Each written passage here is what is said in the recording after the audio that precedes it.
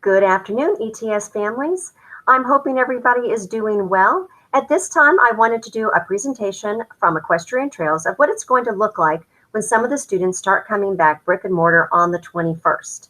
I'm hoping that this presentation will answer a lot of your questions. So I'm going to go ahead and start presenting.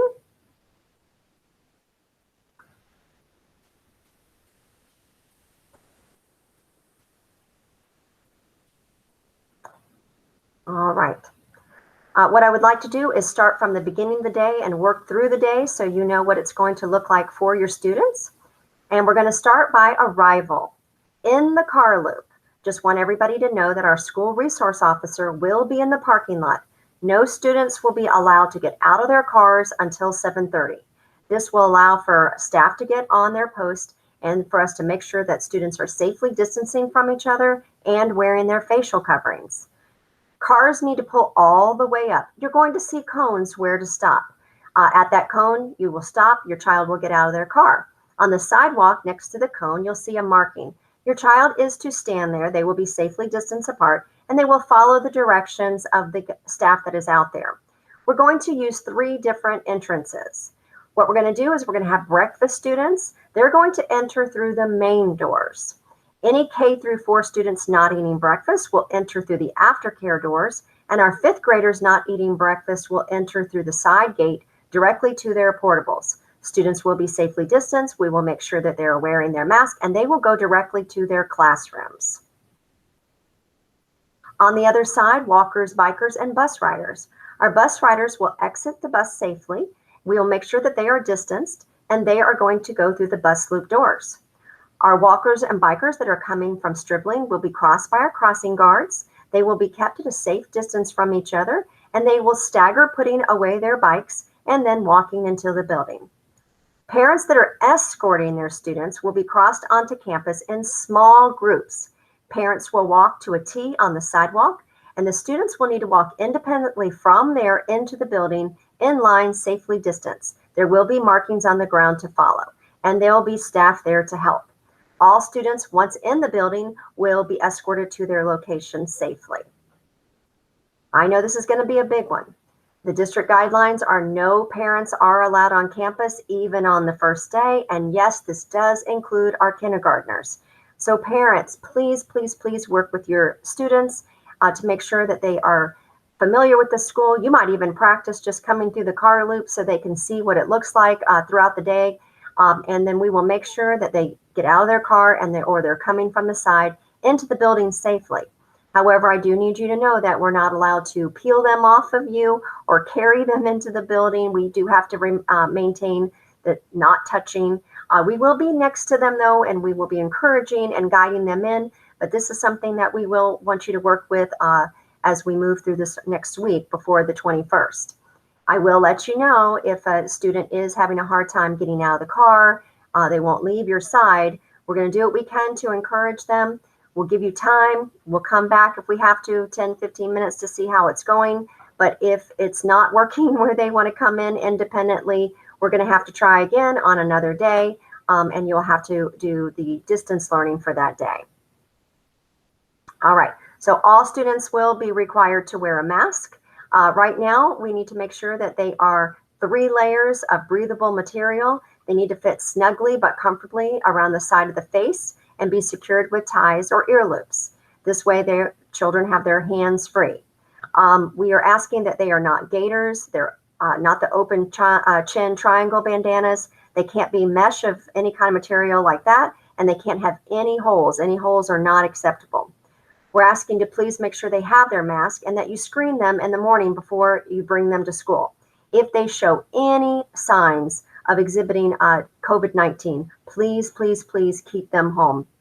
While the students are in school, they have to follow all the directives related to health and safety, which will include social distancing and following the school procedures throughout the day. Students will not be sharing any types of materials. They will not be sharing pencils, crayons, books, scissors, Chromebooks. Anything like that will not be shared. Any student that does not comply with the procedures of the school can be reassigned to distance learning. We will do reminders and we're going to show them all their expectations once they arrive, but please, please, please be working with them at home on the same things. Visitor protocols at this time. Access to all district property is limited only right now to the current students, current staff, pre-approved parents, guardians, and guests. It will have to be by appointment, and vendors and contractors, again, that I've already approved. Until further notice, there are no visitors or volunteers. We will let you know if anything changes with that. We know we depend on you to help in the school, volunteering in so many different aspects. And I mean, we're going to miss you tremendously, but right now it's all about safety. All right, so what happens if a student's in the classroom and they're not feeling very well? Well, what we're going to do is we are going to have staff that will go and get your child, and they will be escorted to the nurse. The nurse will take them into her office, and she's going to evaluate them. If we find that there are symptoms that we think could be COVID related, we do have an isolation room and it's right in the front office, so you don't have to worry, we're not putting them in the back anywhere, but we have cots in there and staff will be supervising, and they will remain there until somebody comes to pick them up. So what happens if a student or staff tests positive? Students' parents must self-report a positive COVID-19 test to me or Ms. Duckwee no later than the following day. Students will be assigned to a distance learning until either they receive a COVID-19 negative test result or they self-isolate for 14 days. A copy of the test result will be provided to school nurse. I know everybody knows we're looking at the rapid test here. They're not here yet, but we will keep you informed when they are. Then what will happen is I'm going to work, or Ms. Duckwee is going to work closely with the district, and we're going to determine on a case-by-case basis what needs to be closed. It could be a classroom, it could be a wing, and hopefully it won't be, but it could be the entire school. At the time that we find out there is any kind of outbreak, of course, the school will be deep cleaned to make sure that room is safe. So, what does it look like throughout your child's day? At a glance. Throughout the school, there is signage directing your child which way to go. There are feet on the floor showing where students can stand safely. And they are all around the hallways and perimeter of the entire school. Luckily, our hallways are way more than 6 feet wide, so we can have directions, students moving in both directions, but we will ask them to stay close to the wall and follow the feet on the floor. Inside the classroom, our desks have been placed 6 feet apart. Each seat will be assigned to only one child. Students in their area, they're going to have their own supplies that they will not share with others. They will have to wear their facial coverings throughout the day except for eating. Now, I know that because based on lunch, sometimes we have a snack in the morning or sometimes we have a snack in the afternoon. We do not want kids to go hungry that are here. So we will be giving them a 5-minute snack. However, it will be staggered in the classroom so they're not all with their mask off at the same time. Now, we're going to have various models here at the school because it really depended on the surveys from you. And it also, for some teachers, they had some choice too as to where they wanted to work. We also are looking at the technology, where the teacher feels comfortable and what we feel is best depending on each grade level and each classroom situation. So we will have some classrooms where the brick and mortar kids are sitting together, and we may have another classroom where it's all distance learning happening. And then we may have some hybrid approaches where you may have some students sitting in front of the teacher that are learning brick and mortar while they're on the flat panel, the kids are learning virtual at home. What we're asking is your flexibility and patience as we work through. I know there will probably be some technology things, and I guarantee we'll probably be having to do some tweaking as we go. But hopefully by the time you see this presentation, your teacher will have informed you what that classroom is going to look like, and you will know all of that information definitely by Wednesday or Thursday of this week. If students have more than one teacher, some of your teachers are departmentalized. The teacher is going to rotate into the rooms unless, say, for example, we only have 8 students returning in between 2 teachers. We can safely, easily distance those 8 students away from each other, and they can have assigned seats in teacher A's class, and they can have assigned seats in teacher's B class. So what would happen is those students would be together learning brick and mortar with teacher A, while teacher B has the other kids working on the other subject at home virtually, and then the teachers would switch. What this does is allow so that when the transitions are happening, or if we're having technology difficulties, students are not waiting for each other. Okay, so that goes back to the hybrid model. So there is going to be times, when you're working right now, your teachers are able to jump right from reading, right into math, right into writing. That's not going to be the case if you have a hybrid approach. I just want everybody to understand that.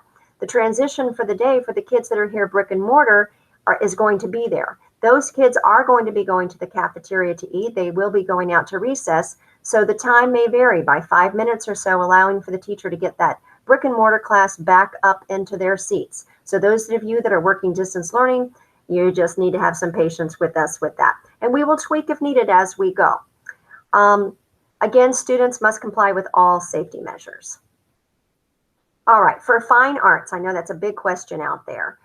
In the beginning, all fine arts are going to be on a cart coming into the classrooms. Your children at this point are not going into any fine arts.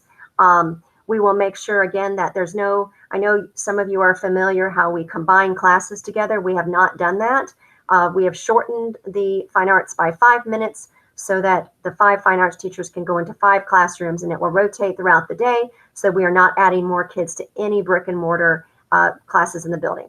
We will not be using equipment, and that's really important for you to understand and talk to your kids about. They're so used to playing the instruments, and they're so used to, Mrs. Jenkins with all her stuff that she has for art and definitely for PE and the equipment. There's not going to be shared equipment at this time. They're going to make it as fun and engaging as possible. But again, no shared equipment in the very beginning. A lot of questions about the cafeteria. We are so fortunate to have such a large cafeteria. I will tell you that we have safely distanced. If every child was to come back, which is our largest group is 5th grade with 152 students, we were able to safely distance 6 feet apart every student in there if everybody comes. Now you got to know right now, we're only looking at about 300 students coming back brick and mortar. So they're not going to be just 6 feet apart. They're going to be 12, 18, and sometimes 24, 30 feet apart in there. We have 2 ventilation systems in the cafeteria. And again, the masks will only be off while the student is putting food or drinking. As soon as they are finished with their meal, the mask will go back on. So they won't have their mask off for the entire time. Also for recess, we are going outside. It's very important that kids get some of this energy out. However, the same rules apply. We are not using equipment and we are not touching. Believe me, we are looking for some really fun games out there for them to play and some exercise for them to get in, but we're going to do it in a safe format. Throughout the day, there's going to be hand sanitation stations. Those are in the classroom. We're going to remind students to make sure that they're using the hand sanitizer before and after different things, especially if they're transitioning. And we also will make sure that we practice the safe hand washing. We sing the happy birthday song while we wash our hands, just to make sure that that is happening throughout the day. We have extra custodians on campus during the day, starting as soon as we come back on the 21st, and the restrooms will be cleaned multiple times throughout the day, as well as water fountains. Now, the water fountains will be open. We know that there are students that may not have a water bottle, and we surely are not going to keep students from drinking water, but they will be clean. However, we are encouraging the water bottles. Just please make sure they're the plastic kind, not the real noisy aluminum kind, and definitely not glass. All right, a lot of questions about the Chromebooks. Okay, this is a big one. I understand that in the beginning, we handed out, and we are still handing out, Chromebooks to the students that did not have a device at home. These have been coming in. You got to know at our school, I needed approximately 600 computers to start off with. So hopefully in the next few days, we will make sure that every student that was on the original list of not having any type of device gets the first Chromebooks. Then I know many of you have been using your own device at home. And you too, if your child comes back to brick and mortar, you're going to need a Chromebook. So just hold off. Your teachers are going to be surveying you, and those students will also be given a Chromebook. Every student in the district is promised a Chromebook. If your child comes to school and they do not have a Chromebook yet assigned, do not worry. We are assigning them their own desktop until the Chromebook arrives. They are not to be bringing any kind of devices from home. We don't want to worry about them being broken or stolen or anything like that. Now, here's the big question. Do they need to bring the Chromebooks back and forth every day? And the answer is yes. We're working on pre-K, so we'll just hold off on that one. But we want to make sure that the students have them going back and forth. One, The students are going to need their individual device while they're here because we do not want any kind of sharing of keyboards. The other thing is that they're going to need them also for their homework. And last, unfortunately, if there is any kind of an outbreak of COVID, we want to make sure that we can safely go right back into distance learning and we're not worried that the Chromebooks are sitting here on campus and try to get them home to you. I am allowing rolling backpacks, and we are going to make sure that the backpacks are light. Inside the backpack should be their Chromebook. By the way, I am looking at purchasing sleeves for every Chromebook. So if you have your own, that's great. But if not, I am looking at getting those for everybody, and the charge cords. We're looking that you charge them at night and send them in with your students. Any pencil boxes and those kinds of things will be kept here at school. And hopefully only a folder with some papers will be going back and forth. And of course, their lunchbox if they bring a lunch from home. We're really going to try to keep it light, but we will be having them go back and forth. And again, rolling backpacks will be allowed. Now, you're going to be asking me, are your kids sitting in front of a Chromebook all day long? Well, they will be in front of their Chromebooks, especially in the hybrid approach, because the teachers that have the kids at home, they're going to be also using the Chromebooks. And so it's going to be pretty hard to go back and forth. However, we issued students books. They're going to have notebooks. They're going to have things that they're still writing in on their desk for those that are here. Those that are home, they have their books too, and they're doing the same thing. We are definitely going to make sure that students have their own notebooks, especially in the kindergarten, primary. We want them writing. They've got to practice writing their letters. We're just going to make sure that we are doing it in a safe fashion, that we're not having students touch other students' papers or even the teachers. There will be boxes. We'll keep them to the side, or students will keep their own notebook at their seat, and the teachers can monitor what's in their notebooks as they walk by safely. So just know they're not going to be sitting in front of the computer like they are at home. They will be using some paper and pencil, but especially for those that are in the hybrid approach, we also have to remember the kids that are learning virtual at home. And of course, as more kids come back brick and mortar, hopefully we'll be safe and we'll be able to open up and more people will be comfortable coming back to campus. All of those are going to be adjusted as we have more students here. All right, now moving on to dismissal. Students are going to remain in their homeroom classrooms. The staff here on campus, they're going to come and escort the students in groups and bring them down to their dismissal area in staggered groups like we always have. In the car loop, some of you that are new to the school, and if you didn't get your car number, it's okay. We'll be giving them out on day one. We did give new numbers out this year. We based it on families and families that live together in the same address. So you'll come around and we'll have somebody out there with a walkie that will be calling into the classrooms of the numbers that your kids are prepared.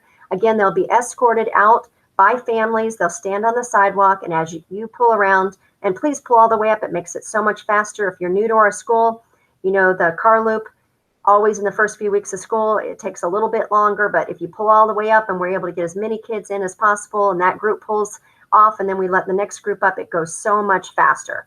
So in those numbers, please make sure you're practicing their numbers at home so kids become familiar with their numbers so when it's heard, they know it pertains to them. All right, then we're also going to make sure on the walker biker area, and this is one where I need really parents' help and participation with this. We're going to allow the walkers and bikers that walk independently by themselves to be staggered and exit the campus safely first. Then we will allow the parents that come up, you know, that park or walk themselves. We're going to let you then cross over on the sidewalk, again, in small groups to get your children, and then we'll let the next group over. It's going to be so important that I do not have parents out in groups chatting or close together, you know, that are not safely distanced. Those of you that have little ones, that you bring your little ones with you, please make sure you're holding their hand or carrying them, or that they're in a stroller, because at any time if the district sees that that is not safe out there and people are not practicing safe distance, they are going to close it down, and I will not be able to allow anybody to cross from that middle parking lot onto campus. So if we abide by the rules, it's going to go nice and smooth and everybody will get home safely. And our bus riders, of course, will be the first group down. They'll be placed on their bus and they will go home. Just so you know, bus riders, I'm sure you've already probably seen this on the district. They do have to wear their facial mask, their facial covering the whole time on the bus. They will have assigned seats and they will be separated as much as possible. All right, so I've already kind of talked about this one. You'll see the T's out there. It's the same thing in the morning. Those are the same places you'll stand in the afternoon, and you will be able to get your children. All right, so aftercare students will be the last group of students that will be in their homeroom waiting to be picked up by staff. They're going to be escorted to the cafeteria. We're going to have to hold all of the aftercare students in the cafeteria. And if you're wondering why, it's because we can't have cross-contamination. So where we used to have aftercare students go into classrooms by grade level, we can't do that because there's just not enough manpower and time to clean after the students leave for the day, then to have the aftercare students come and sit in there and then try to clean everything again before the next morning and the students are in there again. So they will be in the cafeteria. They will have assigned seats. Now, I want to go back a little bit to assigned seats. I just want you to know we do have to turn in seating charts for the classroom, the cafeteria, and the bus. So all students at all times will be assigned a seat. In the cafeteria, it's numbered. And like I said, they'll all be spaced out way far apart, but they'll have a number that they sit in every day. In aftercare, they're going to have a number that is assigned to them that they sit in every day. And in their classrooms, they're going to have a seat number that is assigned to them in a desk every single day. All right, so students are going to remain in their seat. And while they're working on their homework, mask on. And again, the whole time they're doing anything in there, whether it's a project that Aftercare has come up with, or they're working in their Chromebooks, again, mask on. They will be allowed again to take their mask off when they eat and have their snack. We will make sure that they get a recess break from Aftercare, but it will be in small groups, and it's just the same as recess during the day, and that they will not be sharing equipment, but they will get some time to run off some energy. What we'll be doing is assigning independent activities for them to do in their seat in the cafeteria in between that.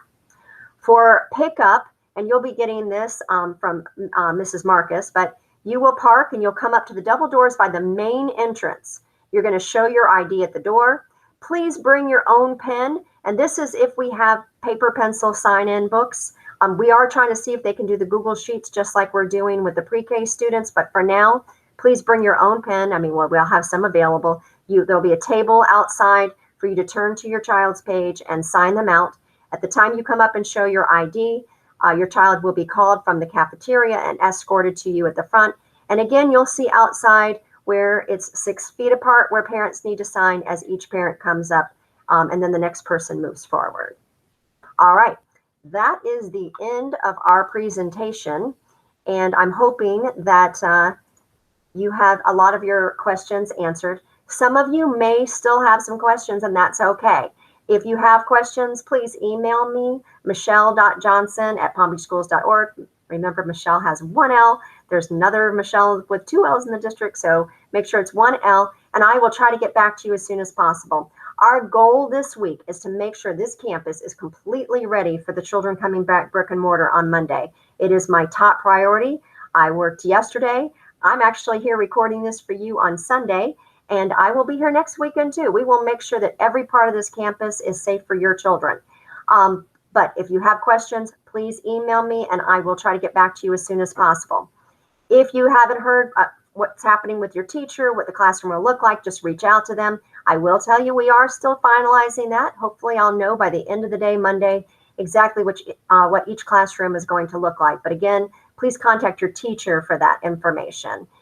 Anything else, I'm hoping for this wonderful start for our 2020-2021 school year. It's a different kind of year. Nothing that I've ever expected. I would have thought this was a sci-fi movie if I would have seen what we've gone through as a whole United States, worldwide. You know, this is just something we never would have expected. But just please remember, we're all about your child's education and keeping them safe. Equestrian Trails is the best place I've ever been. The teachers here are fantastic, have been working so hard you can't even imagine. And I know you've been doing the same with your children at home.